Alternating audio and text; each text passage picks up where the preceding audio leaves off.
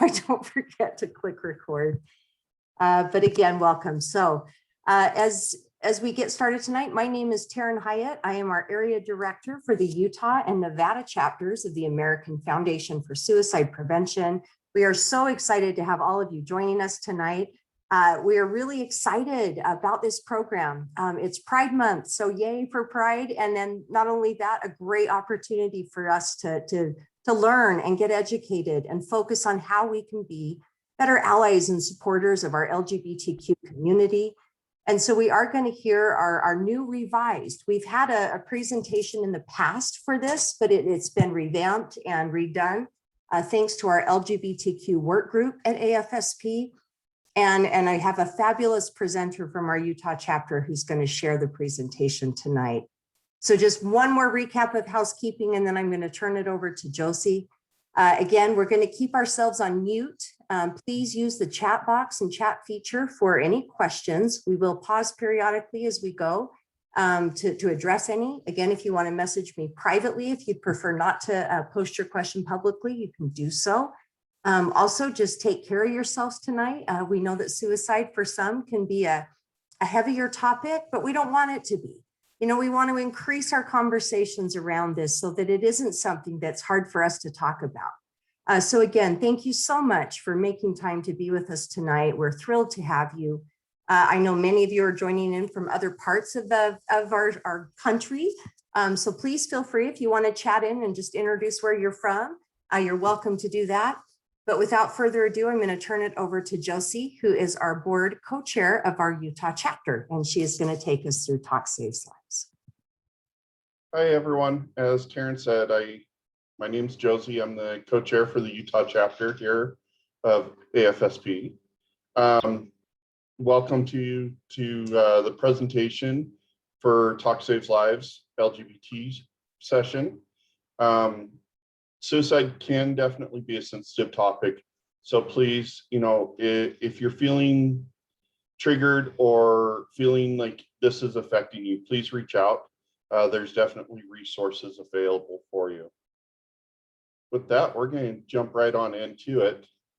The purpose of Talk Saves Lives is to provide a general overview about suicide, whom it affects, what can be done to prevent this leading cause of death.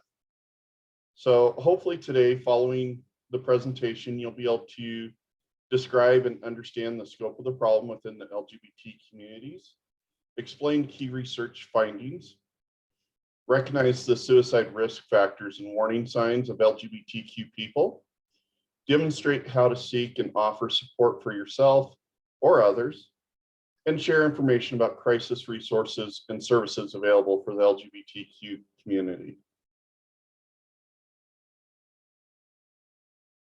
Before we really jump in, I'm going to highlight that this presentation is meant for educational purposes. It's not meant as a substitute for professional mental health services. If you feel like you need more information about finding professional services, use the resources listed that will be posted at the end of this presentation. So let's talk suicide prevention in the LGBTQ community. We're going to first go over some terminology.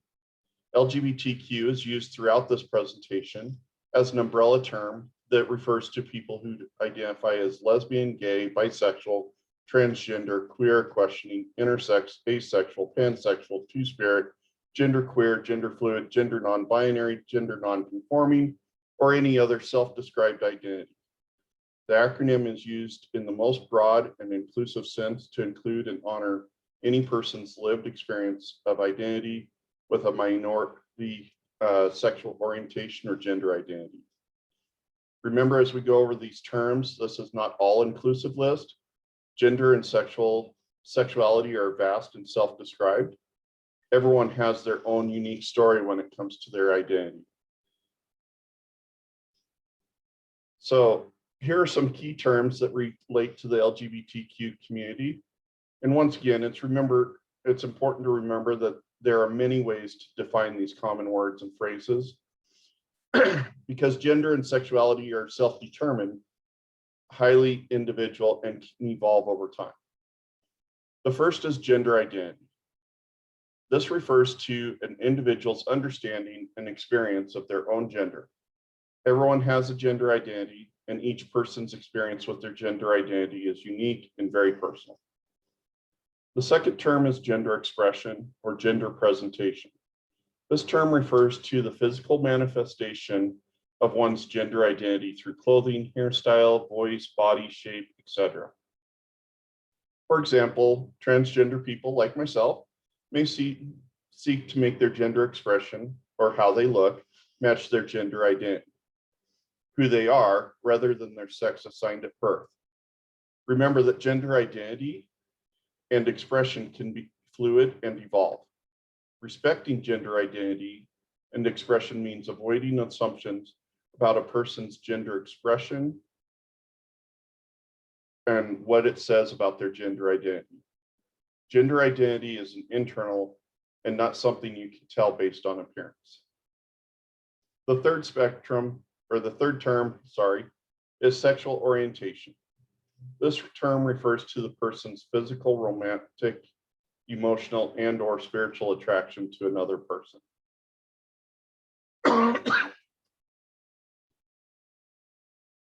Next in the list of terms we're going to cover is cisgender.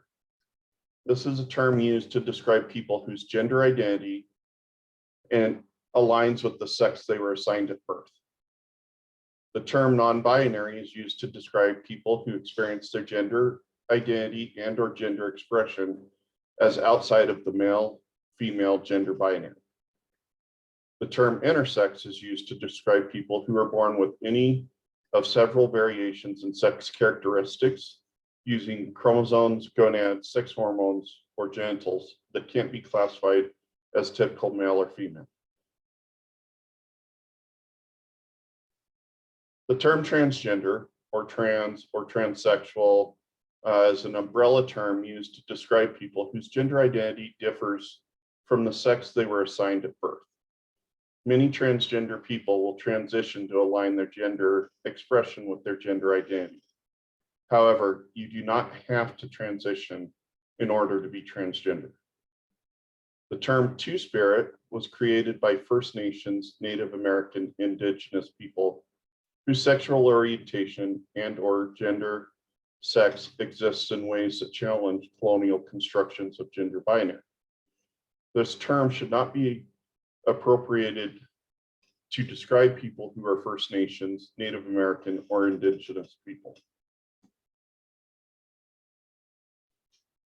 The term lesbian refers to a woman who is predominantly attracted to another woman. Some women prefer the term gay. It is all up to the individual of what fits best. The term gay originally referred to a man who is predominantly attracted to other men.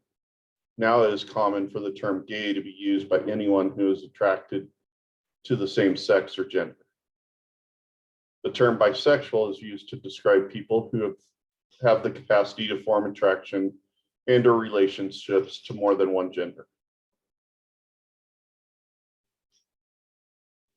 Queer is an umbrella term used to refer to an identity that expands outside heterosexuality. Due to its history and reclaimed slur and use in political movements, queer still holds a political significance. The term questioning is used to describe a person who may be processing or questioning their sexual orientation and/or gender identity.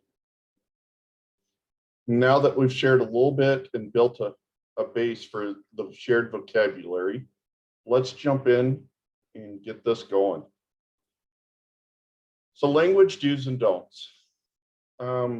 Whether you're discussing suicide or not, it's important to avoid misgendering or dead naming people.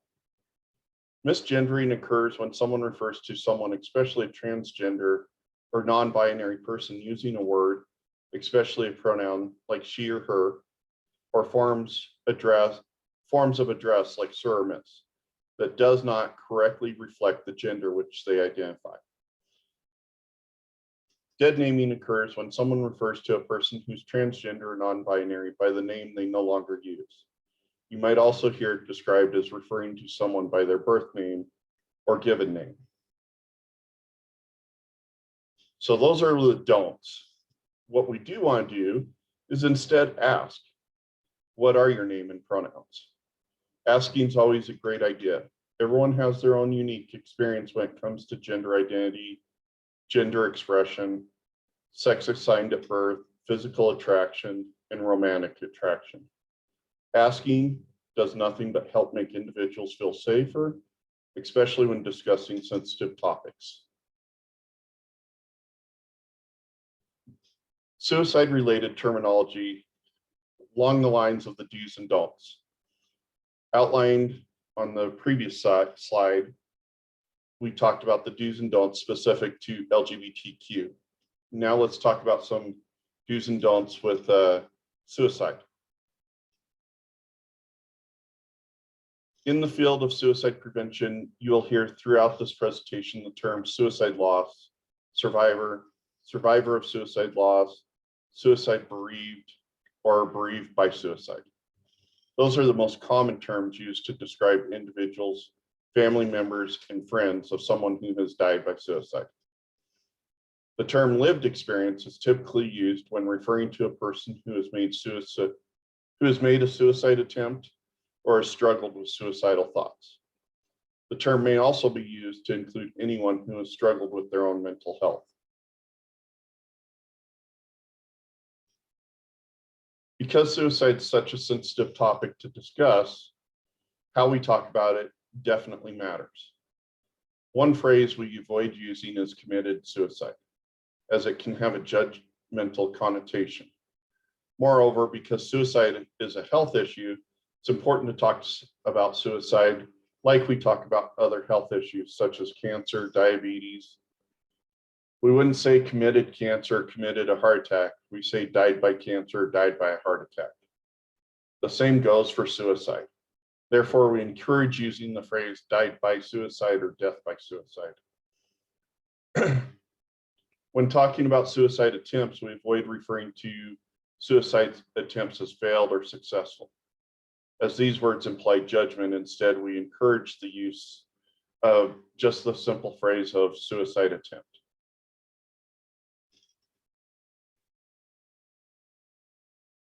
We want to talk about what is the actual scope of the problem with the LGBT community and suicide.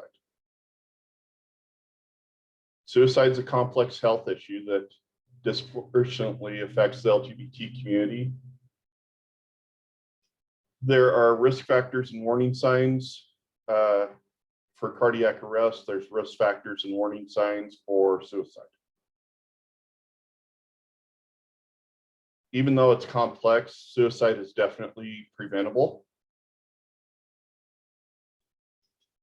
Suicide's a global health problem.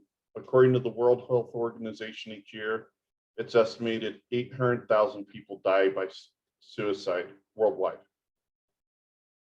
That's a giant number. In the United States, suicide rates are collected through the National Violent Death Reporting System and recorded by the Center for Disease Control and Prevention. The CDC reports that in 2019, the most recent year for which we have finalized data, approximately 47,511 people died by suicide in the US, making suicide the 10th leading cause of death. For scale, about 4 times as many Americans died by suicide compared with drunk driving in 2019. Also in 2019, there was an estimated 1.4 million suicide attempts. So suicide in the LGBT communities. The data collection methods that are currently in place in the US to collect demographic information at the time of death includes age, race, ethnicity, and sex, not gender, but doesn't record items related to sexual orientation or gender identity. Therefore, the information is not routinely or systematically collected. As a result, we sadly don't have systematic data on any causes of death for LGBTQ people, including suicide. The US is not alone in this. No country in the world systematically identifies sexual orientation or gender identity at the time of death. Lacking universal data what is known about the prevalence and patterns of suicide behaviors and death among lesbian, gay, bisexual, transgender, and queer people has mainly come from a variety of research approaches. Sorry, I'm fighting a cold.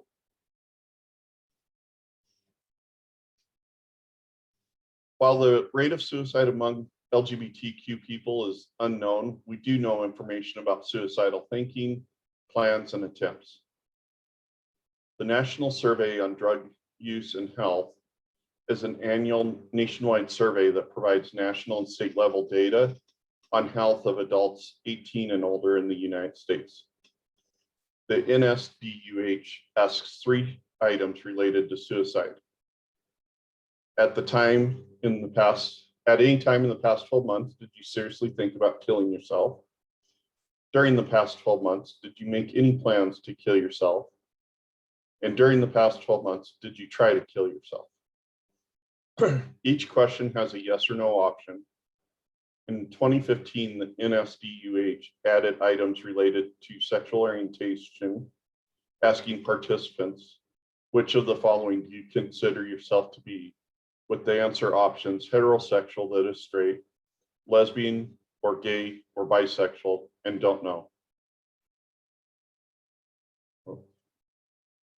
In the most recent 2019 report, 1.74% of participants identified as lesbian or gay, and 4.71% of participants identified as bisexual, which may not be generalized to the whole population. The National Survey on Drug Use and Health findings show that those who seriously thought about trying to kill oneself in the past 12 months and those who identify as lesbian or gay had a prevalence rate of 2.3 times higher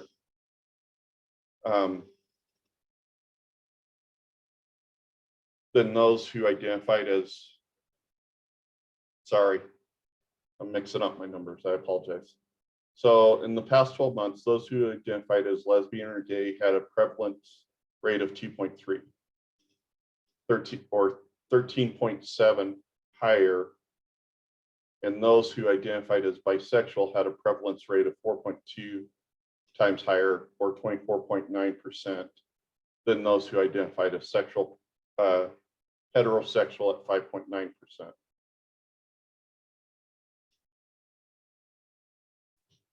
The survey also showed that among those who made plans to kill oneself in the past 12 months, those who identified as lesbian or gay had a prevalence rate of 3.6 times higher at 5.7%, and those who identified as bisexual had a prevalence rate of 6.3 times higher, 10.1%, than those who identified it as heterosexual at 1.6%.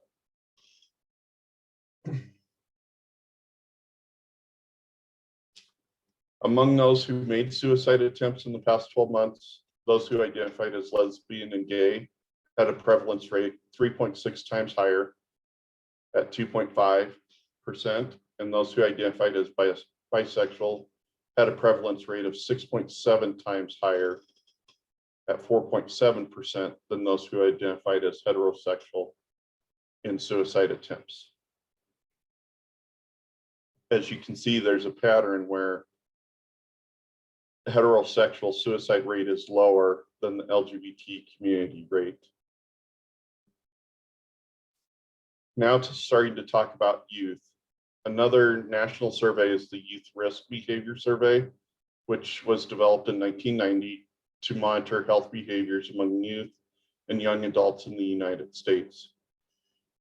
These surveys of representation samples of 9th through 12th grade students are conducted every 2 years, usually during the spring semester.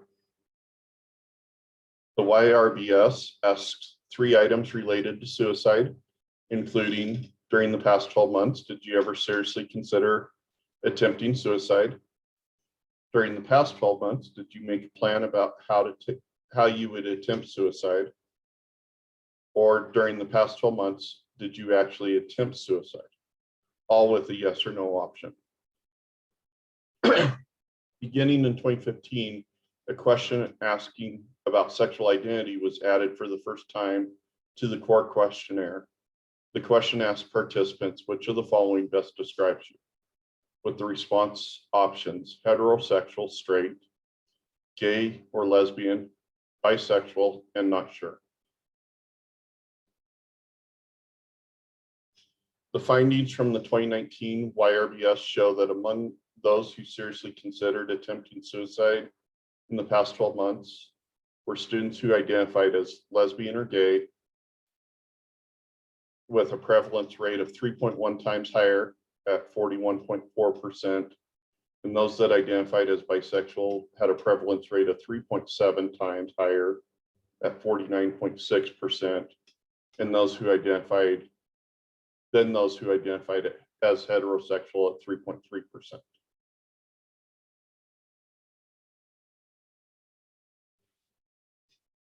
Among those who made a plan to attempt suicide in the past 12 months, students who were identified as lesbian or gay had a prevalence rate of 3.2 times higher. And those that had identified as bisexual had a prevalence rate of 3.8 times higher than those who identified as heterosexual.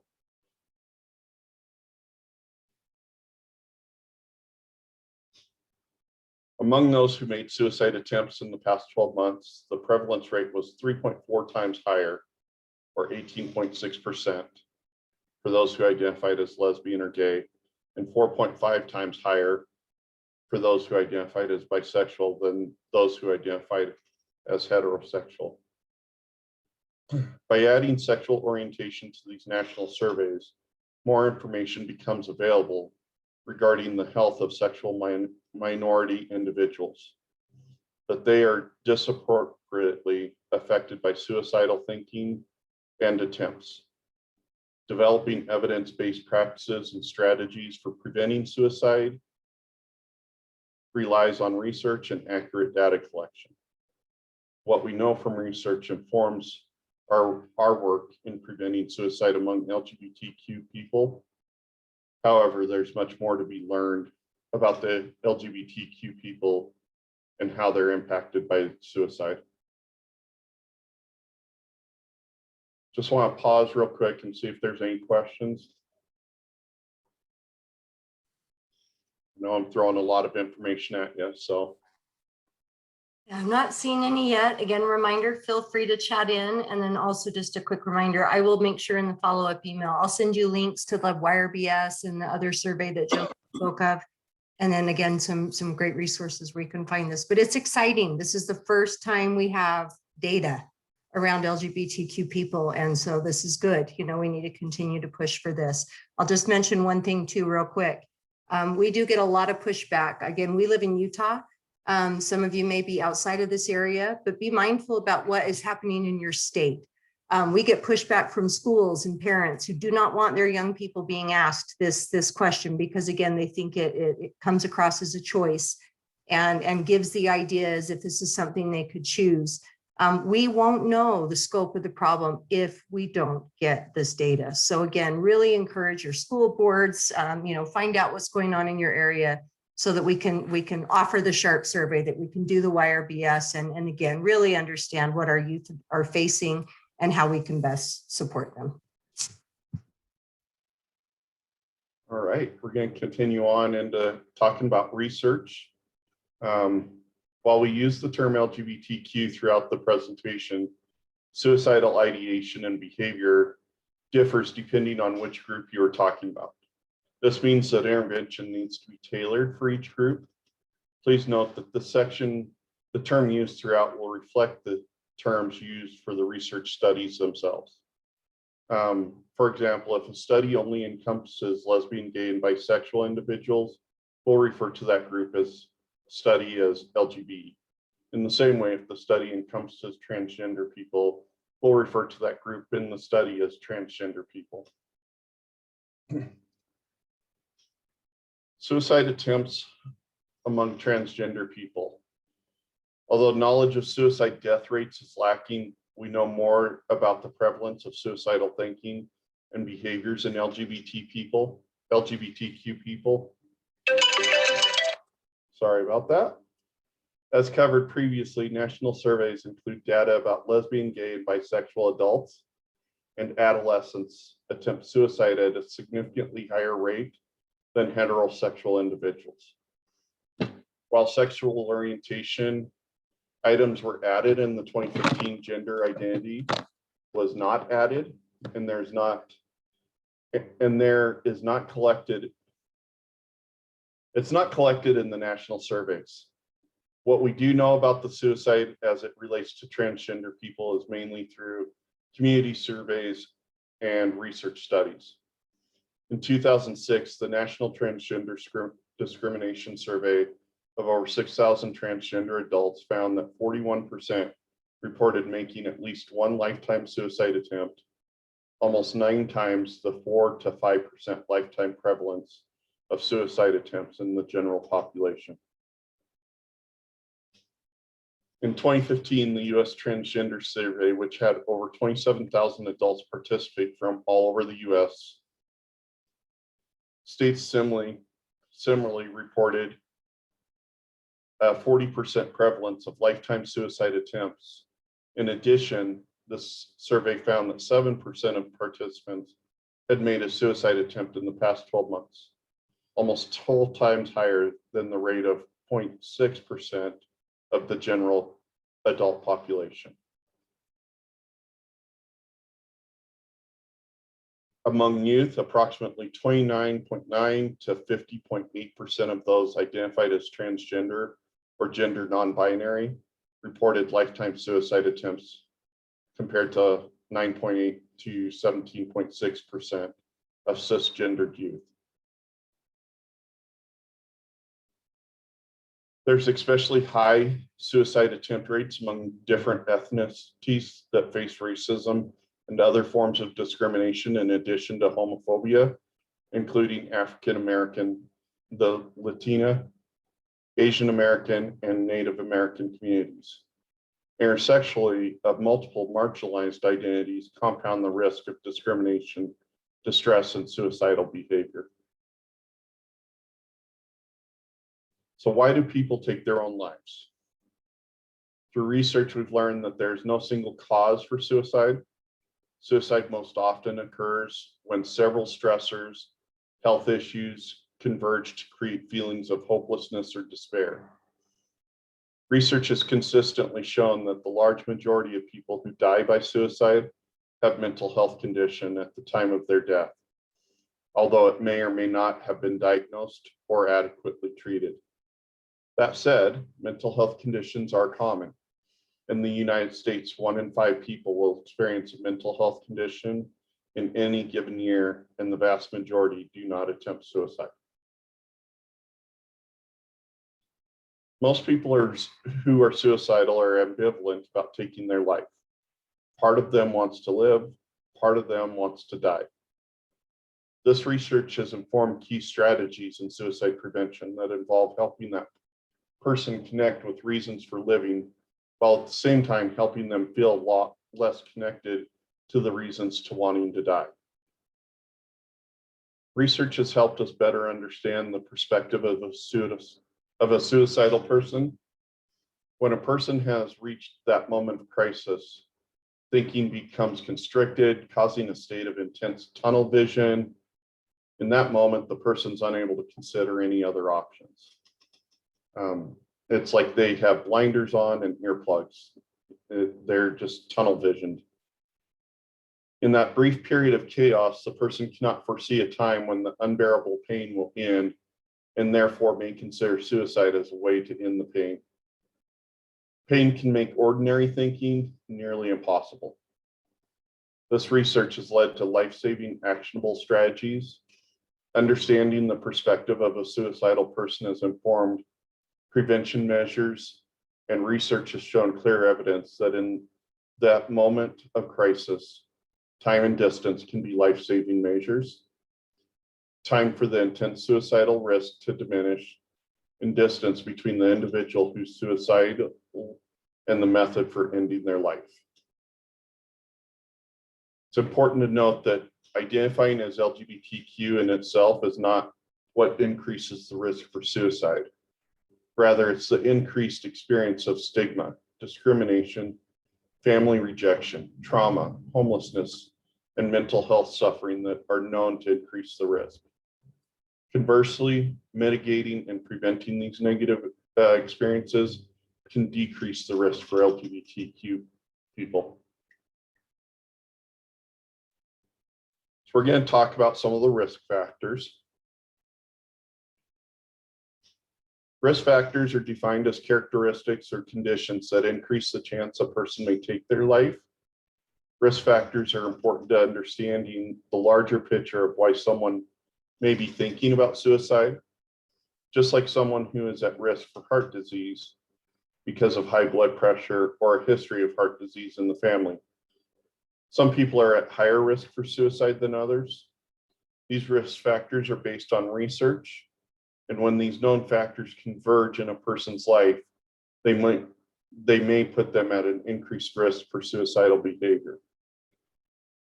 As with any health issue, prevention can start early, well in advance of a crisis, while other prevention strategies can occur closer to the time of crisis. Time can be a critical life-saving measure. Typically, a life can be saved if you allow time for the person's suicide risk to subside or get through that period of distress, and you get them to mental health. To prevent suicide, we need to identify the persons who may be suicidal, as well as take an active role in connecting with them to help them before they take action to end their lives. So suicide risk factors can be grouped into three categories: health factors, historical factors, and environmental factors. Risk changes over time and is based on what is happening in an individual's environment. Suicide most often occurs when a person's biological, psychological, and social environment risk, or health, historical, environmental factors come together in the context of stress. And with access to lethal means, we'll go over what we mean by lethal means in a few slides.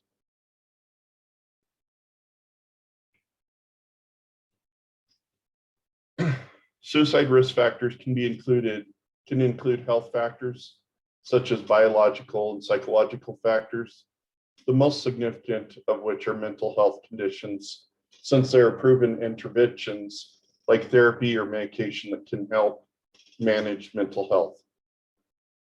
Depression is the most common mental health condition and the one that is most associated with suicide. Bipolar disorder is also shown to increase risk, although bipolar disorder is less common than depression.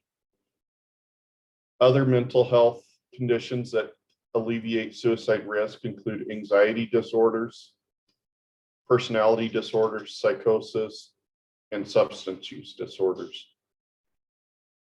Related to experiences of discrimination, threats of violence, and other disparities, LGBTQ people face the prevalence of mental health conditions and substance use disorders. And this is much higher among the LGBTQ population than the general population.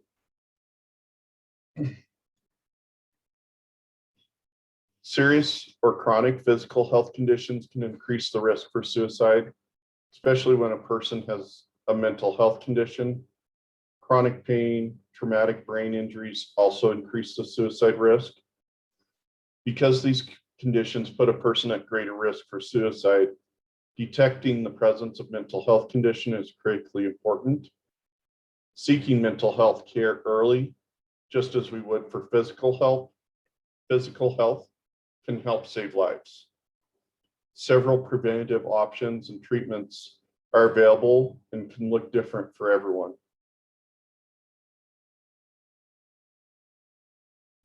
Historical factors include a family history of suicide, a family history of mental health conditions, and past traumas such as childhood abuse, combat stress. Research also has found that a history of adverse childhood events can contribute to a suicide risk. Previous suicide attempts are considered historical risk factors for suicide and put a person at increased risk. It's important to note that 90% of people who attempt suicide do not go on to die by suicide. So just because someone has made an attempt does not mean they will ultimately die by suicide. Environmental factors is the third type of suicide risk factors. Environmental risk factors include the circumstances of a person's life. Often there are aspects of a person's environment that can be contributed to their overall level of risk. For example, having access to a method of killing oneself is referred to access to lethal means and is an environmental factor that contributes to someone's level of suicide risk. Research shows that suicide cognition, the exposure to another person's suicide or to the graphic or sensationalized account of suicide, particularly for individuals who have other suicide risk factors such as depression or past trauma, can increase the risk of suicide. Other environmental factors include prolonged stress such as harassment or bullying, ongoing relationship problems, legal problems, or unemployment and stressful life events such as divorce, death of a loved one, a job loss. All these can increase a person's suicide risk. Although everyone faces stressful life events, members of the LGBT community can be continually exposed to harsh circumstances merely because of their gender identity, gender expression, or sexual orientation. These stressors, when added to the existing risk factors already mentioned, such as depression, substance use disorders, or unemployment, can increase vulnerability for feelings of hopelessness, helplessness, or thought of suicide. It's important to note that environmental factors are not thought to lead to suicide on their own. Rather, if an individual has other health or historical factors, these environmental stressors can contribute to an escalated risk.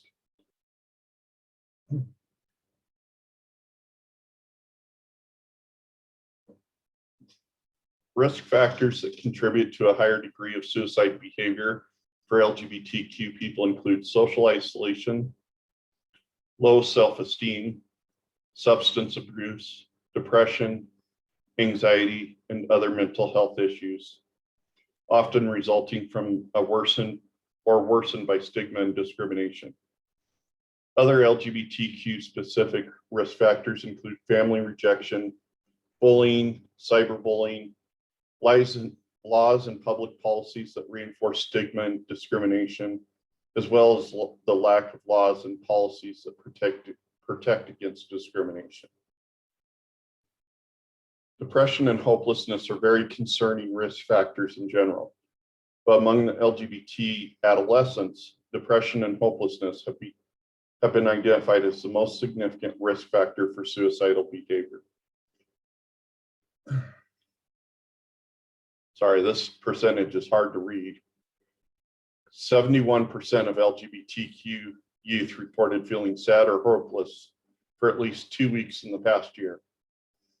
Higher rates of depression, anxiety disorders, and substance use disorders have been shown to heighten the risk for suicide behavior among sexual minority people of all ages.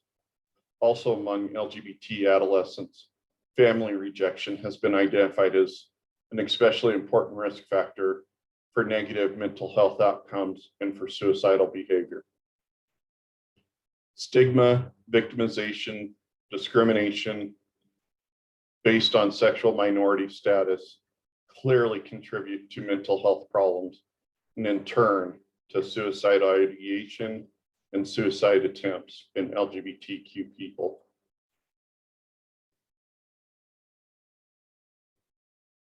What you see on the surface often does not reflect everything a person may be experiencing. What others may know: recent divorce, more stress at work. Things they may not know is family history of suicide, depression, prolonged stress at work, drinking more than usual. A lot of times it's what the others don't know that you don't find out unless you ask. With that, I'm going to turn it over to Taryn for the next one. So next we get to watch just a little bit of Josie's story. This is a really powerful video clip. Just here in the state of Utah, we do have a campaign that's really been targeted to change again the culture around suicide and mental health, and it's called Live On. So Live On Utah is our statewide website that has, again, just different resources that pertain to our state. And again, Josie was featured. So just invite you to sit back and listen to just a little bit of her journey. So my name's Josie. I am a loss survivor, and I'm also an attempt survivor. Suicide's a very deep personal issue for me, as I know it affects so many, just like it's affected me. But I'm also here, and I love to explain to people that there's always hope. Suicide is preventable. Suicide can be detected. It's a health condition. Mental health needs to be talked about. We need to end that stigma. I didn't ever find people that talked about suicide or prevention of suicide or depression or anxiety, and someone that struggled being transgender, not even knowing that term till later in life. Suicide and depression played major roles throughout my entire life. My first attempt was at the age of 8, and the last thing I ever want is another child at that age thinking that's the only option. I felt like I was in this deep, dark, muddy, murky, just god awful spot, and nothing I did was pulling me out of it. When I first started trying to figure out who I was and started to find some things, even then it was all the negative that I saw. Knowing that if I transitioned, that I was going to lose a ton of people. Knowing that if I transitioned, I wasn't sure how my 2 girls were going to react. Knowing by transitioning that the reality was I was probably giving up walking my girls down the aisle when they get married. Those were all things that almost made me stop from transitioning and finding the happiness that I found. Once again, that's where the counselor helped me work through that and see that there was a lot more hope to it than those negatives that I was focusing on. Instead of this society model that we've built that you always have to be strong, you always have to be this independent person, you don't accept help, that's a sign of weakness, and that's just not true. And I think that's one thing that just as individuals we have to help break, and it will spread out. People see it and they pick it up, and if you aren't afraid to ask for help, you're actually stronger, because it's a sign of strength instead of a sign of weakness. And I think it's getting that mentality changed. Not everybody needs a counselor. Sometimes it is that friend, sometimes it's the family. You have to find who works for you, who's going to call you out on things, who's going to help you process things. When you find that, it's amazing the strength that will come out of that. And that was the case with me. I had an amazing counselor that helped me process things, helped me process all my childhood trauma that I went through, my military trauma that I went through, and helped me find who I was. As a result, I love life. I see life in color. It's amazing, and I want that for everyone. I want everybody to see how beautiful life can be and enjoy it with each other.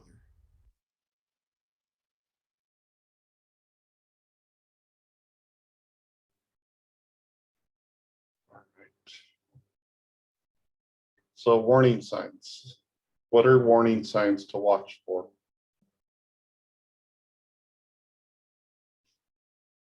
While many of the suicide risk factors we discussed endure over a long period of time, warning signs are observable signs that signal suicide risk in the near future.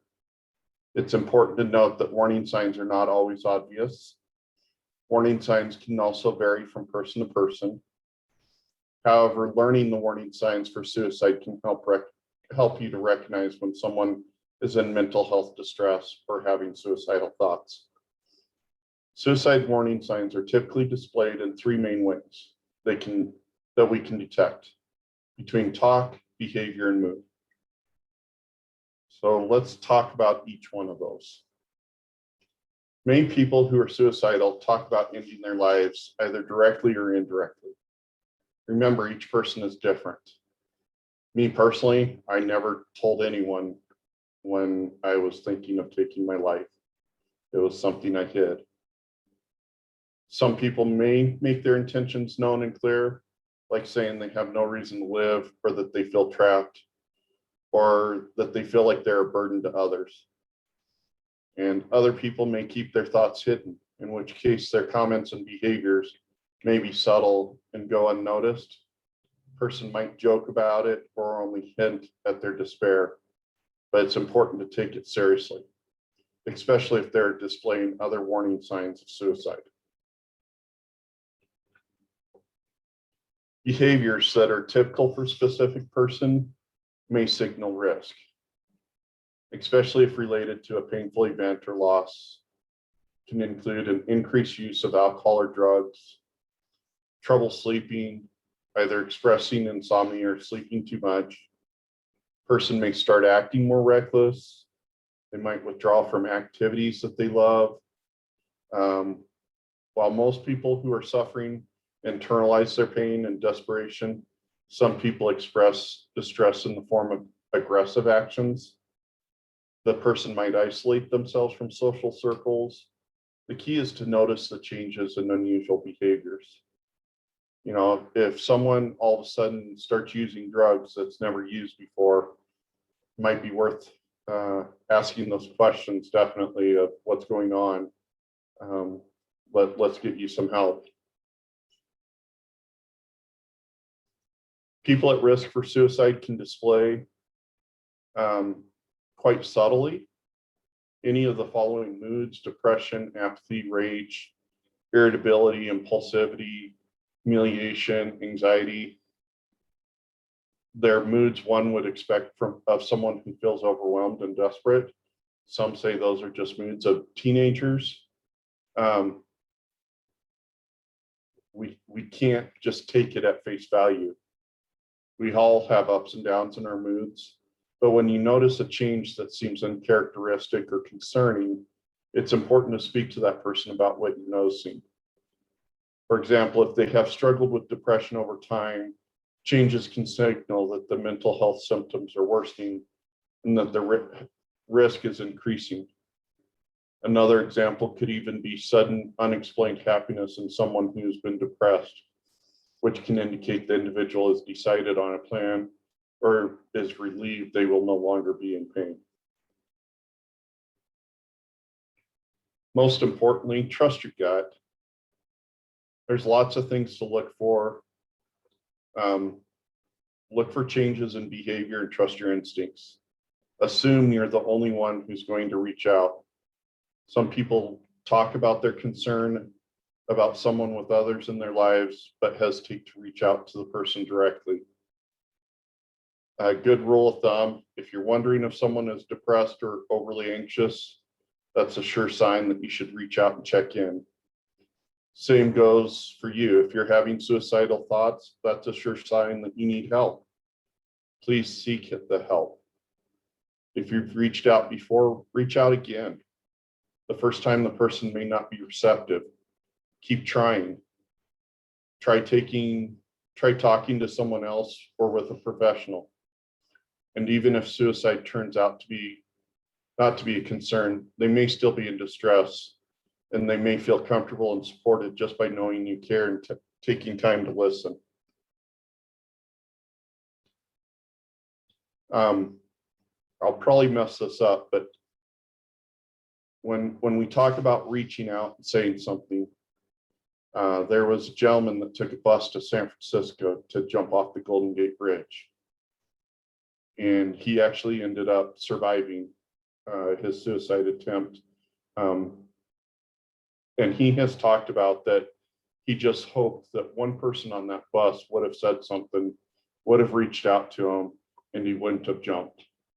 That's all it would have taken, is one person.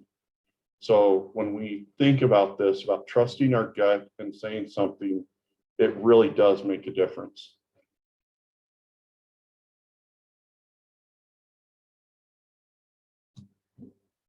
So now that we have a better understanding of the scope of the problem of suicide and the key research findings, including risk factors and warning signs, on this next section, we're going to focus on prevention. We'll discuss the different types of protective factors. We'll discuss on mental health and the importance of engaging in self-care, the need to provide support for suicide loss survivors and those with lived experience.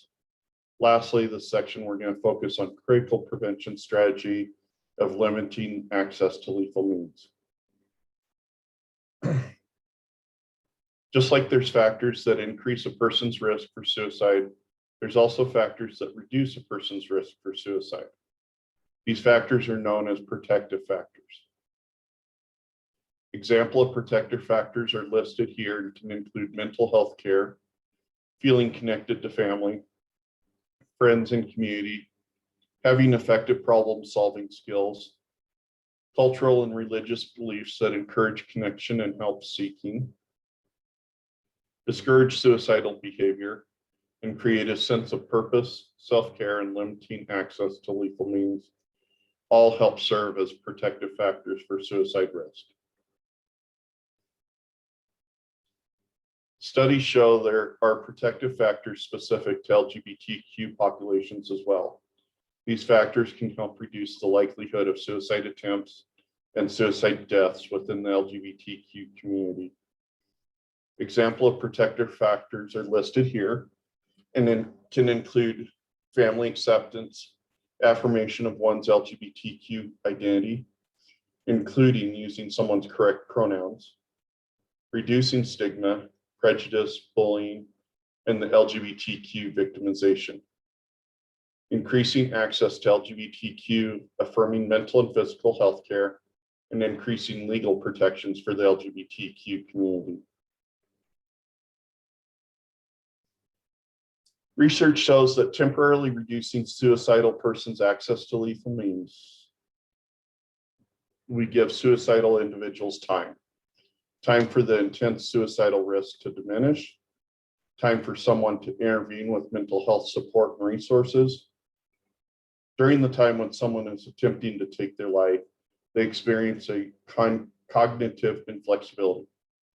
In other words, limited thinking. This inflexibility means that people may not think of another method, or even if they do, it'll be less likely lethal. For example, people who experience suicidal crisis, if unable to access their chosen method, even temporarily, they're unlikely to engage in another action to end their life. During the period of high risk, the safer their environmental is, the better chance a suicidal person has of living through that crisis period. Some examples include installing shut-off devices in cars linked to carbon monoxide sensors, restricting access to potentially lethal medications by requiring medications to be sold in blister packaging. We've learned through research that installing barriers on bridges help deter suicides. In fact, several studies have shown that installing bridge barrier helped lower the suicide rate for an entire region. Lastly, firearm safety is critical in reducing suicide rates. In the United States, firearms are used in roughly half of all suicides, making suicide prevention an important part of gun safety education.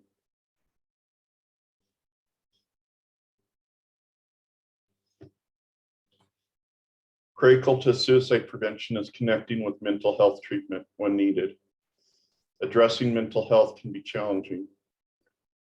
Research suggests that less than half of individuals with mental health conditions seek treatment. One way is to encourage individuals to seek help for their mental health condition is to treat mental health like any other aspect of our health. There's certain times when a person needs extra support or become ill, and it's critical to seek the help of a trained professional. You know, if we get diagnosed, say, with a heart condition, majority of people are going to get a second opinion.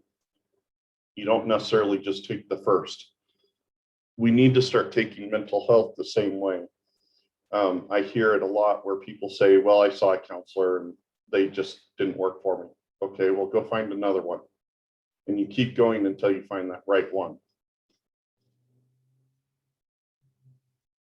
There's many types of treatments available, like various kinds of psychotherapy and medications. Research has shown that for many people, the combination of psychotherapy and medications tend to be the most helpful.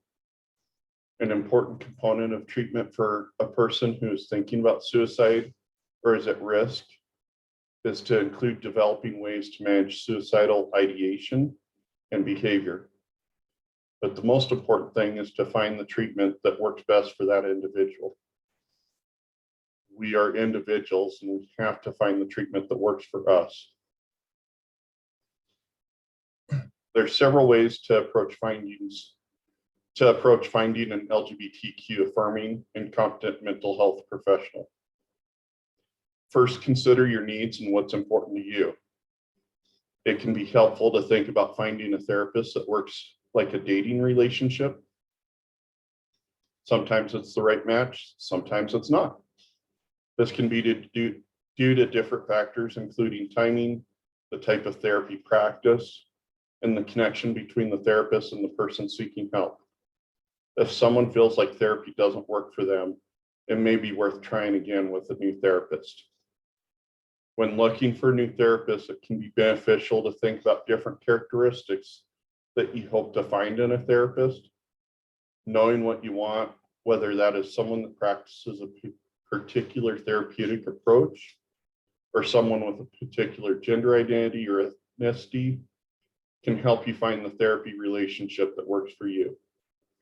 It's most important that you feel comfortable talking to your therapist and that you trust them. When talking to a new therapist, let them know your concerns and previous experiences with mental health care. It's okay and normal to try a few therapists before finding the right one. Remember, therapy is a process. So to start your search for a provider, many mental health professional directories, including insurance companies' websites, have search filters that allow you to show only mental health providers who have a specialty or competency in working with LGBTQ people. Another option is to gather referrals from the local LGBTQ community or health centers or LGBTQ community groups such as equality groups, health collectives, social organizations, or support groups, and affirming places of workshop. Once you've gathered a list of providers, do your research, read the bios, contact them, and ask questions. Because therapy is most beneficial when you find a therapist that's right for the individual, it's important to do the research. Finding a therapist can be difficult to process, but it's worthwhile. Don't give up. So it's important if you give up, if you have to go through a few different providers, remember to ask the questions. Some questions that may be helpful to ask. What experience do you have with the LGBTQ community? Do you have specific training that relates to working with LGBTQ clients?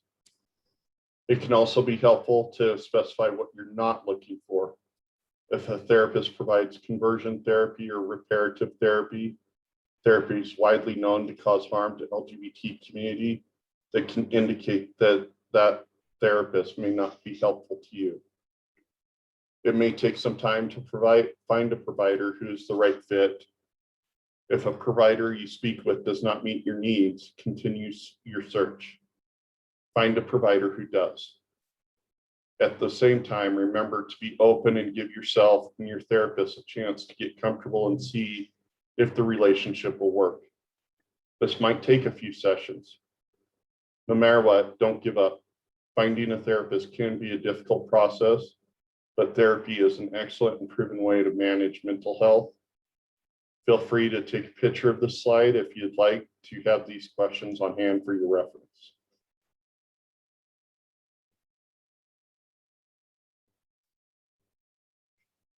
Having a positive and supportive relationships, whether they be chosen family, friends, LGBTQ affirming local groups, or online forums, can help protect against suicide risk.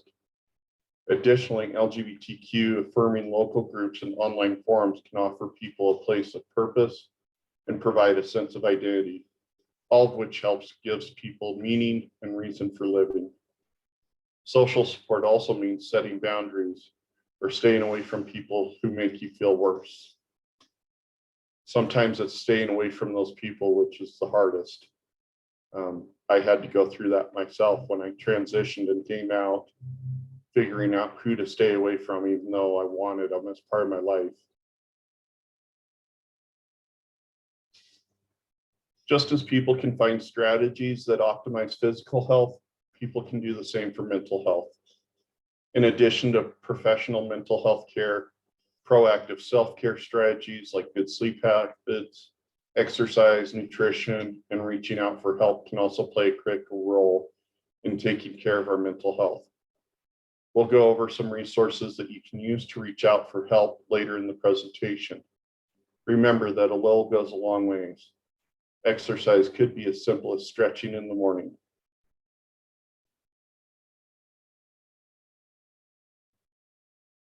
Any questions? Okay. So now that we've reviewed suicide risk factors and warning signs and key suicide prevention efforts, the last section will cover what we can do to help prevent suicide.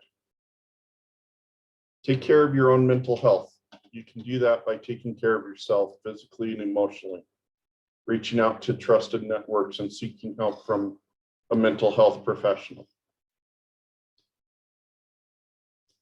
Watch for the warning signs in yourself and others. Reach out, have an honest conversation about mental health. We'll talk more about how to go about these conversations in a few slides. Seek help and share resources.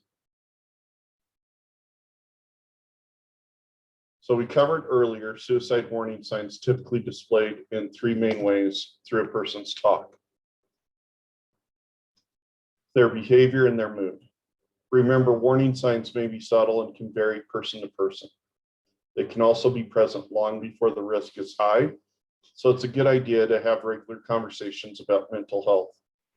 Early intervention before a crisis occurs is most helpful.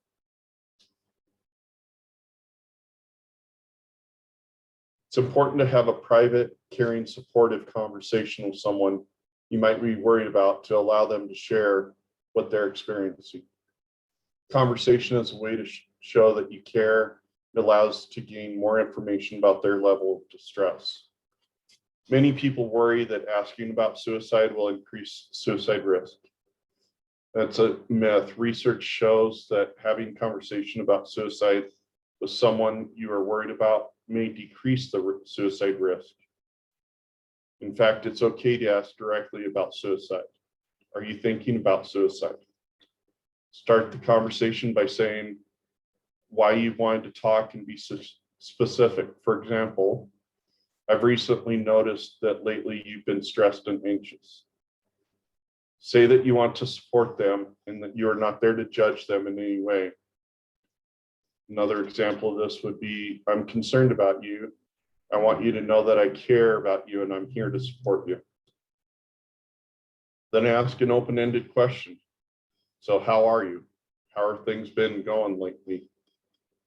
Remember, just because someone is thinking about suicide doesn't mean they are in immediate danger.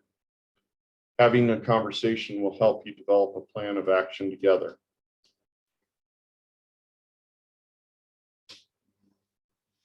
There's some things to avoid when talking with someone experiencing suicidal thinking and behavior. Avoid minimizing their feelings. Those of us who have never experienced suicidal thinking literally cannot imagine what it feels like. Avoid trying to convince them life is worth living. If a person is nearing a crisis point, they are not thinking clearly. Philosophical debates about life being worth living tend not to be helpful. Avoid advice to fix it. If the person's having a heart attack, you wouldn't tell them to start exercising or eat a healthier diet.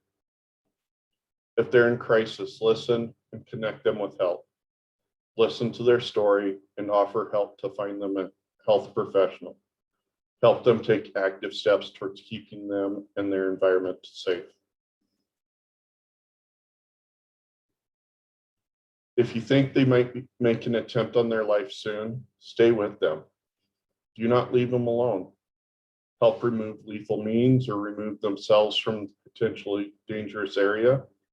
Escort them to mental health services or an emergency room. However, if the situation puts your own safety at risk, leave the area immediately and call emergency services. Why 911 is our current emergency system in the US, we at AFSP are advocating for a more appropriate mental health crisis service to become the system that responds in mental health emergencies. Other emergency alternatives include the Trans Lifeline, which will not call 911. If you or someone you know are in immediate crisis, you can go to a walk-in clinic, the emergency room, or an urgent care center. You can also check to see if you have a mobile crisis unit in your local area. Mobile crisis units provide same-day intervention to people experiencing mental health crisis in the community. Calls are responded to on-site, at home, work, school, etc., by licensed mental health professionals with the goal of preventing crisis from becoming an emergency and referring the client to a mental health resource.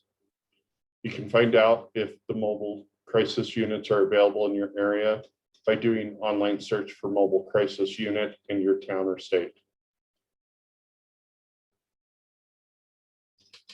One of the most important things we can do is learn about mental health crisis resources in advance. Both the Trans Lifeline and the Trevor Project hotline are meant for specific groups within the LGBT community. The Trans hotline is meant to help trans and questioning people get their resources they need. They also have friends and family hotline for those who want to support their trans or questioning loved ones. The Trevor Project hotline is meant for LGBTQ youth and those who support them and has talk and text features available. Both the National Suicide Prevention Lifeline and the Crisis Text Line are available 24 hours a day, 365 days a year.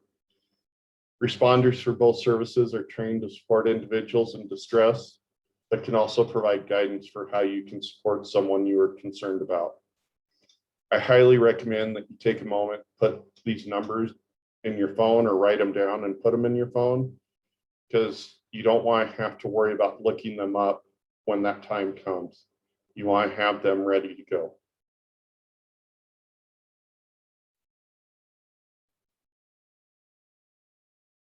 And this will get sent out to everyone as well in the email following the presentation. But again, I really encourage you to go ahead and put phone numbers in your phone. You may not need them right now, but you want them when the time comes. In addition to familiarizing yourself with crisis resources, it's great to learn about ongoing resources you can look for to support. You can visit primary care provider, a psychiatric hospital, local support groups, and walk-in clinics for support. You can also call the Suicide Prevention Lifeline with questions. Although this is a crisis resource, it's also a tool to learn about local resource and talk through any questions you have. Therapy can also serve as an ongoing way to manage one's mental health. A mental health provider can be found by going to mentalhealth.america.net. You can also go to the National Queer and Trans Therapist of Color Network to find a mental health provider who is a person of color and a member of the LGBT community. We're also sharing some additional mental health resources for Black, Native, and Indigenous, AAPI, and Latina communities. As we mentioned earlier, multiple marginalized identities can compound the risk for suicide attempts. So it's important to share resources that speak specific experiences of racial and ethnic minorities. We'll also be distributing the family acceptance posters, which are research-based posters for educate family members, providers, religious leaders, lesbian, gay, bisexual, transgender, queer identified youth, and others about the critical role of family support for LGBTQ children and youth to prevent suicide. So talk saves lives, literally. I appreciate you joining us today for this important presentation.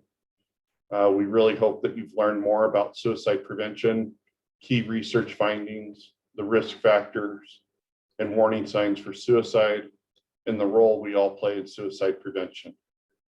It may be a simple idea, but learning suicide risk factors and warning signs, knowing the crisis resources, and by reaching out and having a caring conversation, we can save lives.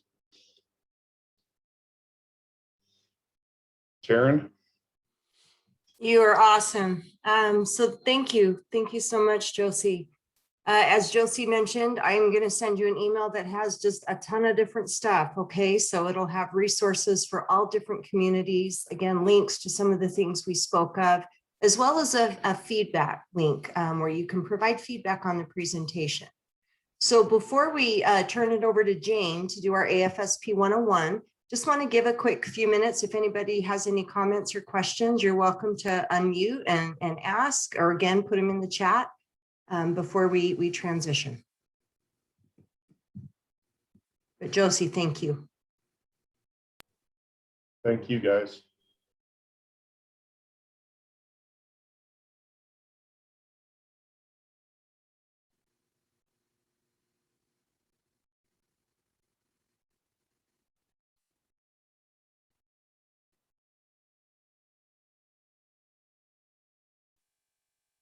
All right, well, we'll go ahead and turn it over now to Jane. Jane's going to take us through an AFSP 101. So this will just give you a little bit more information about our organization, and then she is going to focus on our Utah chapter. However, a lot of the information will be pertinent to you if you're wanting to get involved with another chapter. But again, thank you for joining us tonight. We appreciate you, and Jane, we'll turn it over to you. Awesome. Thank you so much, everyone. Thanks for being here. All right, I'm going to go ahead and share my screen. Let's see here. All right, you should be able to see that. So thank you all for being here. Josie, thank you for an awesome presentation. What we are going to share here today is a little bit more information about AFSP and how to get involved.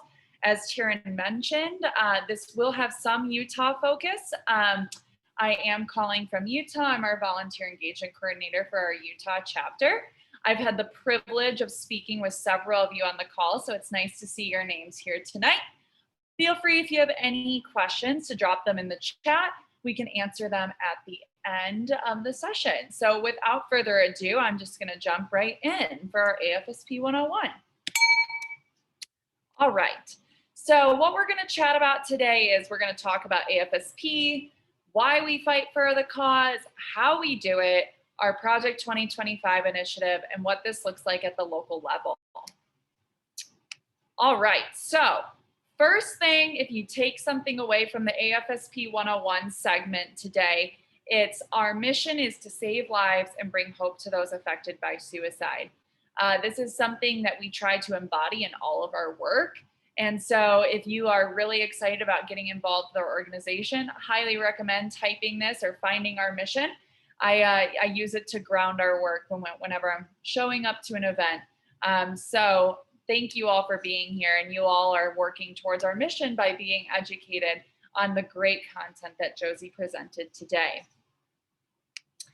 And then our positioning that we have here is that we are a voluntary health organization that gives those affected by suicide a nationwide community empowered by research, education, and advocacy to take action against this leading cause of death. So this is where we stand. And then some history of AFSP is that in 1987, The organization was founded by researchers and families who had lost loved ones, and they wanted to take action against this leading cause of death. Flash forward to today, AFSP still combines science and grassroots efforts and gives those affected by suicide a nationwide movement of over 1 million people with chapters in all 50 states. So our reach is quite enormous here. All right, and jumping in, these are a couple of values that we really try to embody here at AFSP, and those are passion, community, harmony, impact, and well-being. So this is how we also ground our work. All right, so going into what AFSP looks like today. So AFSP is the leading national nonprofit organization dedicated to suicide prevention. We are a sustainable organization as well as fast growing. AFSP is also driven by science and evidence informed, meaning that all of our work that we do is based in research and in what we know works. We engage those who have been personally affected. We engage mental health professionals and community leaders, and this list goes on and on as well, to include legislators and business owners and allies. This list continues forward. As Josie alluded to, there is a lot of people who need to be at the table in order to prevent suicide. And AFSP has invested over $37 million per year in research, education, advocacy, and support for those affected by suicide. So if you've been a part of our amazing fundraising efforts, those are where our dollars are going to, and I'm going to detail that more today in our call. All right, AFSP is not a crisis center. AFSP also does not run its own support groups. The chapters are not support groups, and AFSP does not make grants to other organizations. So just things to keep in your back pocket if you're in need of those resources. A lot of them are going to be coming out in Taryn's email that she sends you following the program today. All right, so this is a look at what does AFSP look like from a national perspective. And I won't dive super deep into this slide, but this just goes to show that we are attacking suicide from all of these different angles. We have a scientific council, we have a survivorship council, we have development, finance, public policy, all of these things that we know that we need to think about in terms of suicide prevention. And then I love to share this slide, but we also know that we can't do this alone. We cannot prevent suicide alone. So we do prevention through mental health partnerships.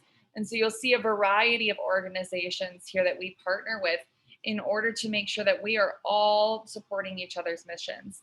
So here you'll see other nonprofit organizations, you'll see government agencies, you'll see academic centers, you'll see other support services, you'll see the National Suicide Prevention Lifeline. So a variety of organizations here, because we all know that we all have a role to play and we can't do it alone. Similarly, we also know that in order to educate people about suicide prevention, we can go through a lot of different channels to do this. And so similarly, you'll see an array of organizations here ranging from health insurance organizations to other nonprofit organizations, to government agencies once again. So, and you'll see police departments and academic centers. So we truly do believe that power is in partnership. And so these are just some of the organizations that we partner with in order to deliver content like what Josie had just delivered. All right, charitable giving.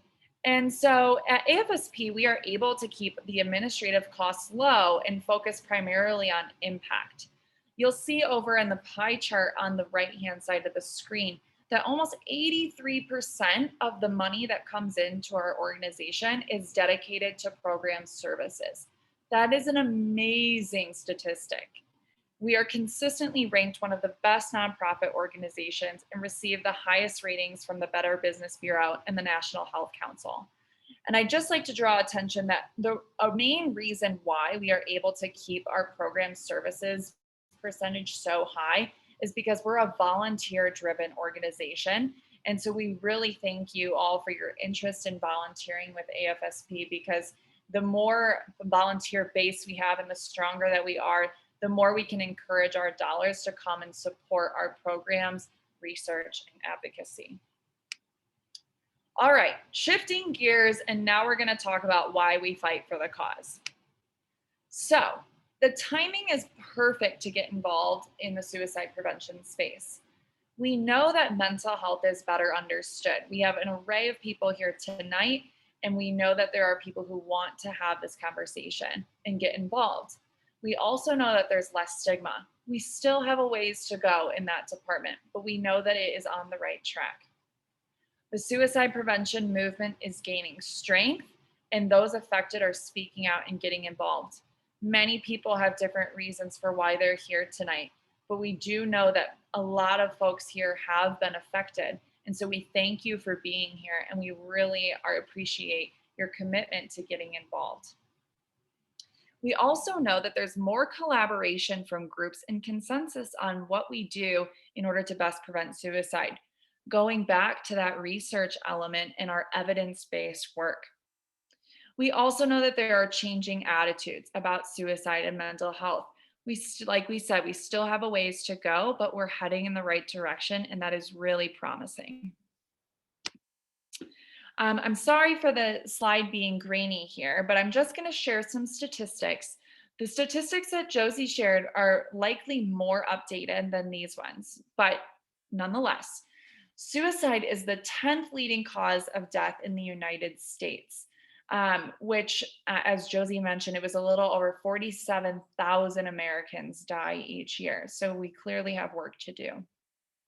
Suicide is the second leading cause of death for those between the ages of 10 to 34. And suicide deaths and attempts cost us about $69 billion in combined work loss and medical costs. This is an important statistic, especially when we're speaking to legislators who this might be their first interaction with. So why should we prioritize prevention? And that's a huge reason and a huge data point for them. And then lastly, it is estimated that there are about 25 suicide attempts for each death, which is more than 1 million suicide attempts per year. And that number is likely underestimated.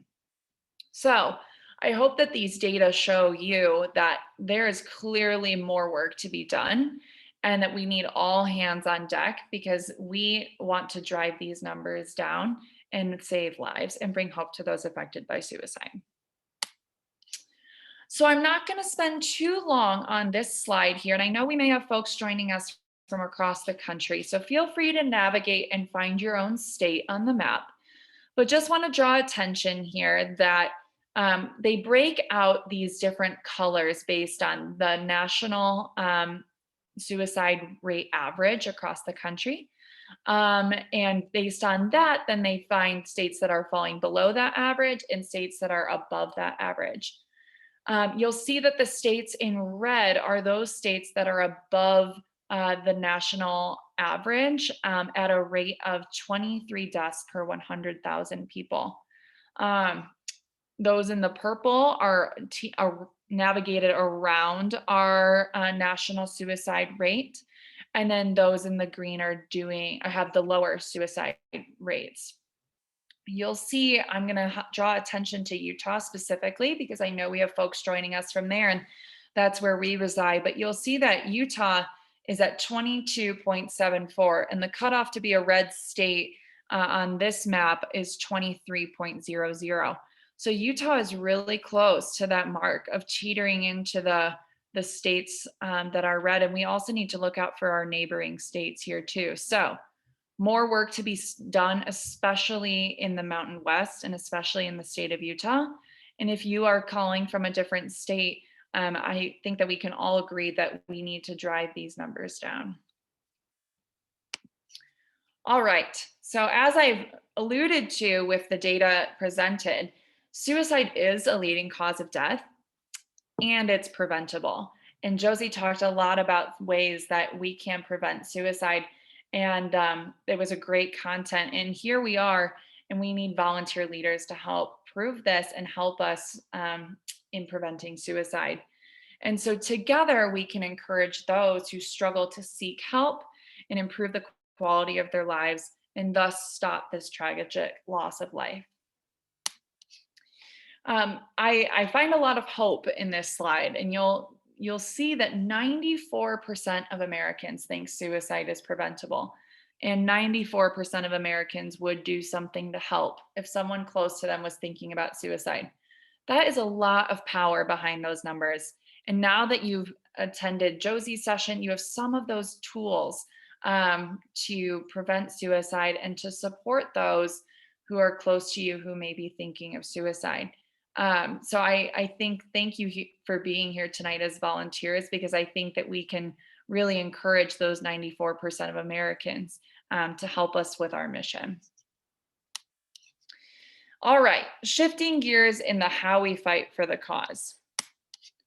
So we have many pillars that fall under our work here at AFSP. You'll find that we do work in the research space, advocacy space, prevention education. We have an interactive screening program. We do work in loss and healing, and we have our chapters.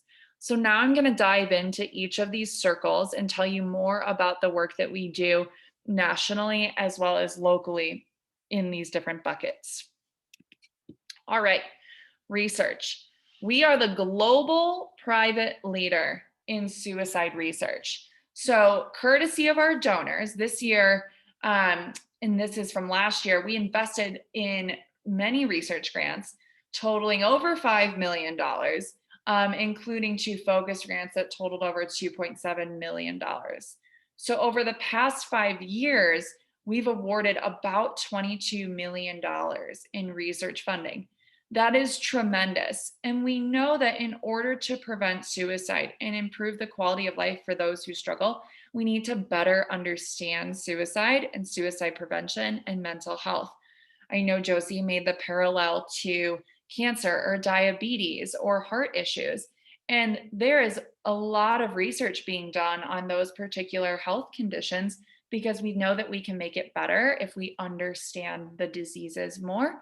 And same thing goes for suicide prevention and mental health. And so what we have done is, with a combination of all of these different grants, which look at short-term risk as well as groundbreaking approaches to suicide prevention, we are combining all of this knowledge and this manpower into our International Academy of Suicide Research, which brings together these top experts at the International Summit on Suicide Research. And so you can find more information about our suicide research on our website in our research videos, if you are interested in learning more about what AFSP granted researchers study. All right, prevention education is another bucket that we focus on nationally, as well as what we do at a local level where we train volunteers on how to deliver our AFSP prevention programs. Josie is a volunteer and she delivered our Talk Saves Lives program tonight. And we also have a suite of other programs as well, such as It's Real, College Students in Mental Health, and More Than Sad. And we are working on developing our programs so that they reflect the needs of our communities. But we offer these in schools, communities, workplaces, on how to best prevent suicide with age-appropriate material.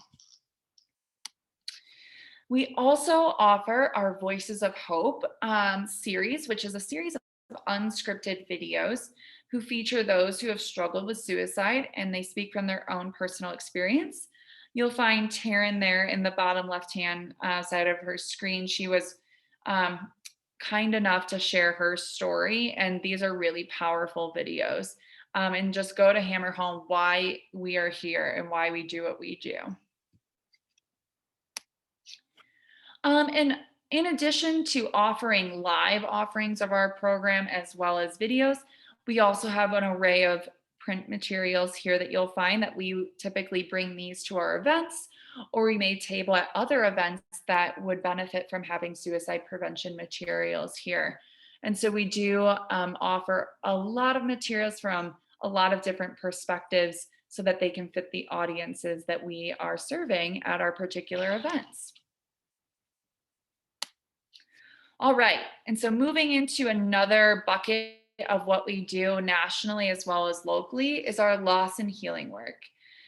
Similar to the prevention education, we do in Utah have a state level committee called our programs committee, and that covers our prevention education as well as our loss and healing work. And so our loss and healing work consists of, we have an International Survivors of Suicide Loss Day event, which takes people all over the world from 360-ish locations, and they gather to gain insight and share stories of hope and healing and get to know other people in their area who have been similarly impacted by suicide. We do air a documentary film called The Journey, and this is released in conjunction with our Survivor Day events, and they explore suicide loss experience over time. It's a really beautiful day. If you have never been a part of it, I highly recommend, if you fit into the category of someone who would benefit from Survivors of Suicide Loss Day. It's a really beautiful event that we offer. And we have several offerings and sites in Utah. We also offer a Healing Conversations program nationally, as well as we do have an offering for a Healing Conversations program in Utah. And so this is where fellow loss survivors who are trained by AFSP meet either in person or by phone or through video with those who have recently lost a loved one to suicide. Another bucket of what we do here at AFSP is advocacy and public policy work. So we do have a public policy office located in Washington, D.C.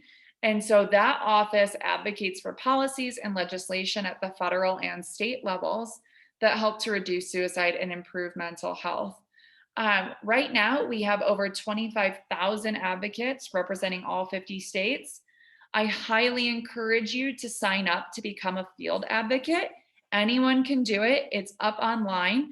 It's a great way to stay in tune with what's currently going on in the public policy arena in relation to suicide prevention.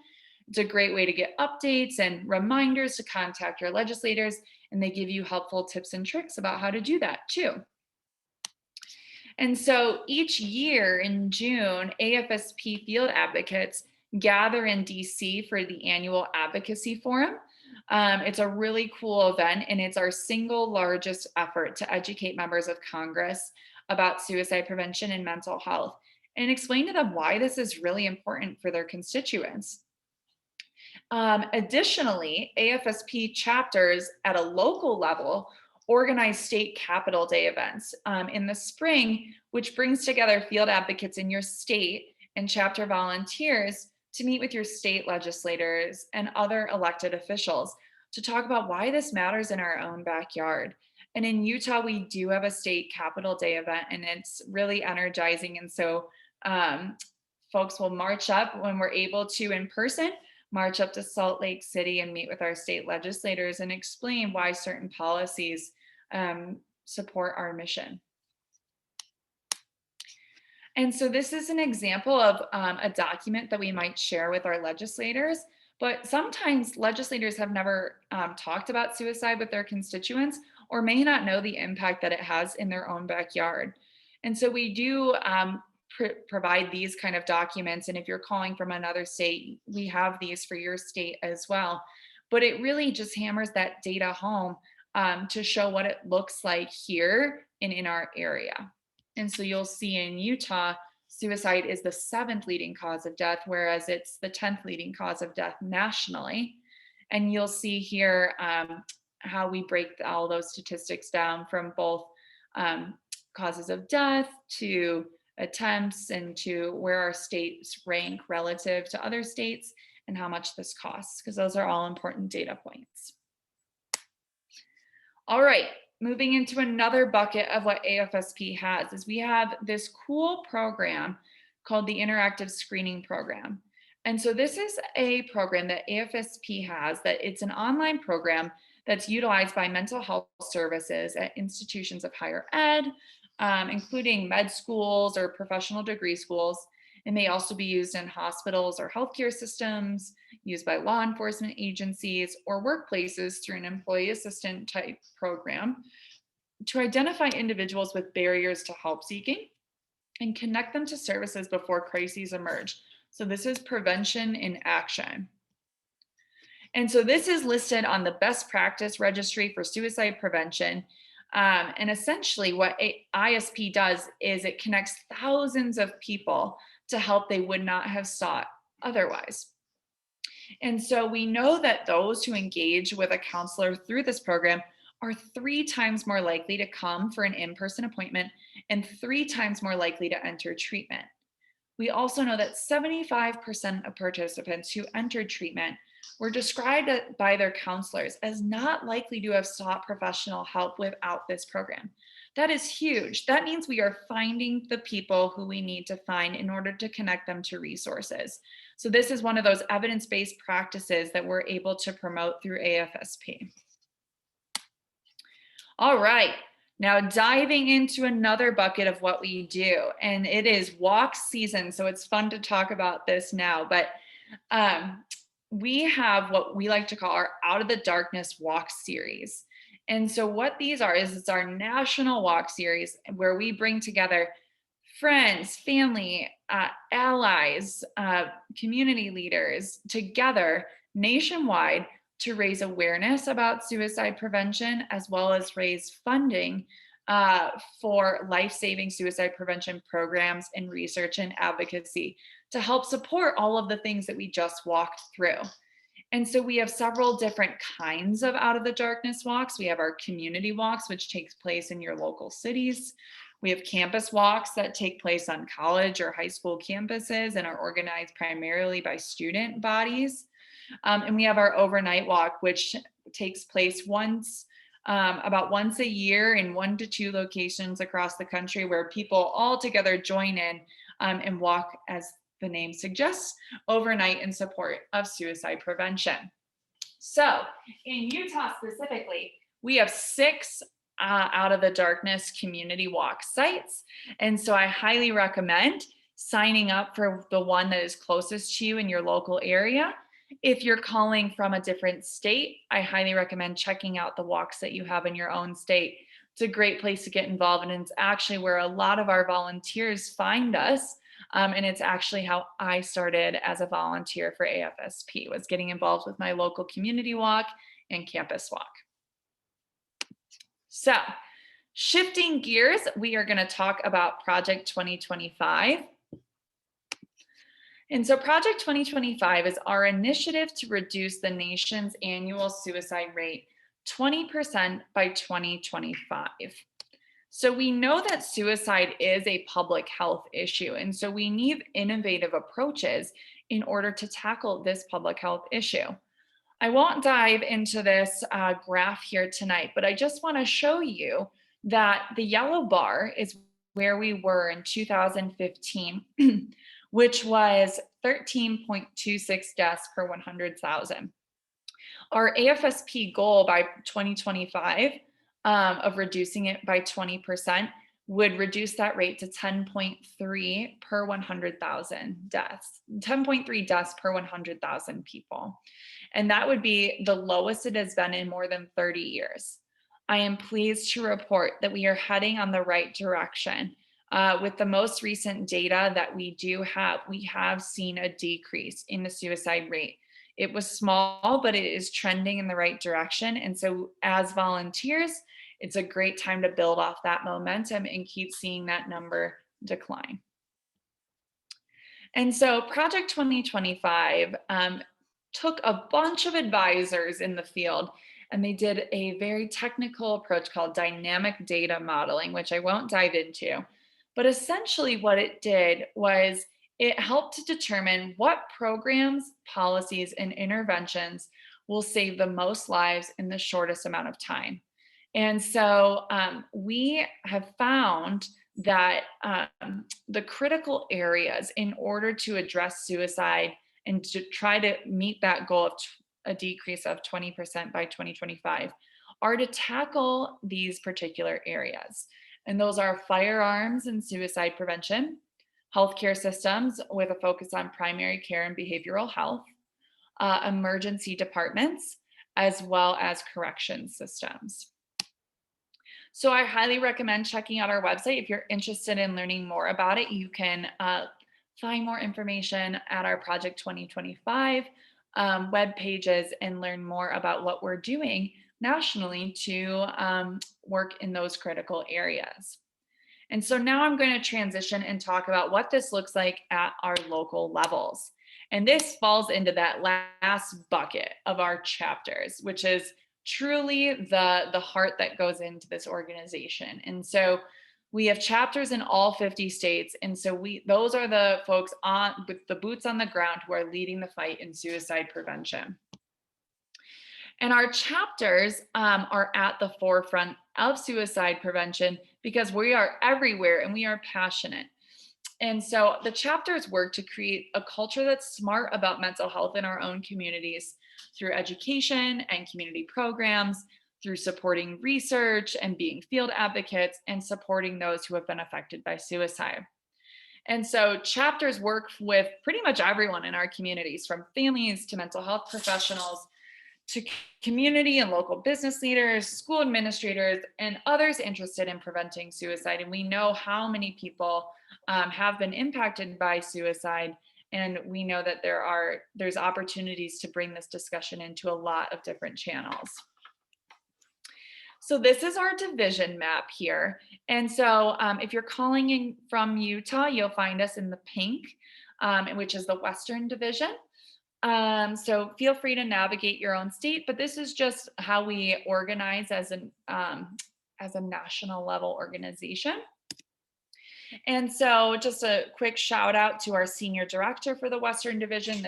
Her name is Valerie. And then also we have our lovely Taryn, who has been on the call with us tonight. And Taryn works as the area director for both Utah and Nevada. And she helps to make sure that we are implementing AFSP's fundraising and program initiatives in accordance with our mission, and assists in the management and development of all of our volunteers to support the work for our chapter. She's a rock star and we're very lucky to have her.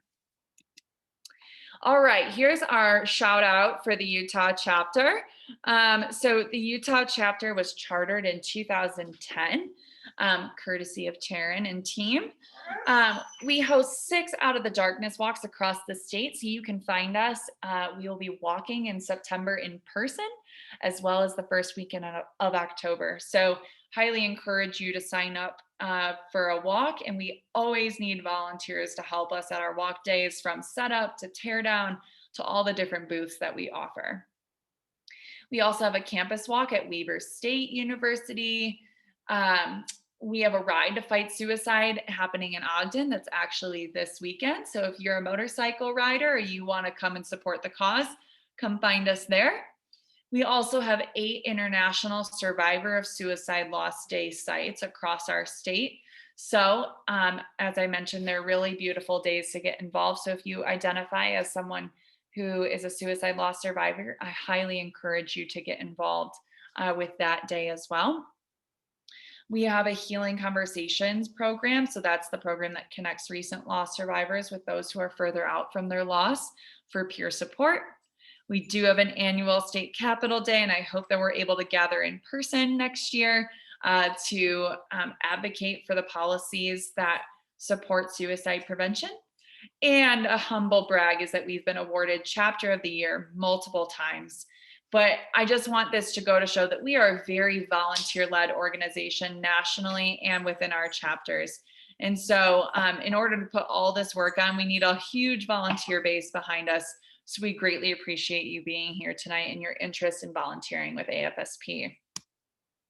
And so this is your Utah Board and volunteers, and they are really cool events to be a part of. And we're really excited to get back in person and to do this all like how it has been going pre-COVID. And so we look forward to seeing your faces as volunteers or participants at our walks, our Capitol Days, our Survivor Suicide Loss Days, our Pride Marches, and everything in between. All right. So take action. I hope I've made the case for why this is an important cause and an important organization to get involved with. So walk in your community, sign up, fundraise, volunteer. We would greatly appreciate all of those. Sign up to be a field advocate. Being in the know about how our public policy system works, it can really truly go a long way. And you do not need to have had prior public policy experience to be involved. You just have to be someone that cares to be a field advocate. Give a gift. I think I've shown you where all those dollars that you have fundraised or hopefully will fundraise will go to support. We are really proud that we are able to donate and can keep so much of that money in our communities for life-saving resources, programs, and research. Partner to bring prevention to schools. So the program that Josie offered earlier today, we can deliver that in areas that you see fit. And I'm going to extend this beyond schools to workplaces or churches or community groups. We would love to be able to expand the reach of our programs. Sponsor an event. If you own a business or you know someone that owns a business, it's a great way to, one, show that you are in support of suicide prevention in your communities, as well as get some of the perks that we're willing to offer, such as advertising. And get trained to teach programs. And I'll even keep this going, but get trained to teach programs, get trained because it matters in our communities to have people who are knowledgeable about suicide prevention. And there are so many ways to get involved with our org. So I really appreciate you being here today. Thank you for joining us in the fight to prevent suicide. And together, we truly believe that we will save lives. And welcome to AFSP. And for those of you I've chatted with, nice to see you again. And for those who are wondering if AFSP is a place where you would like to volunteer your time, I encourage you to fill out a volunteer application and we can have a conversation about the different opportunities that we have available, at least in Utah. And if you're not in Utah, you can find your local volunteer engagement.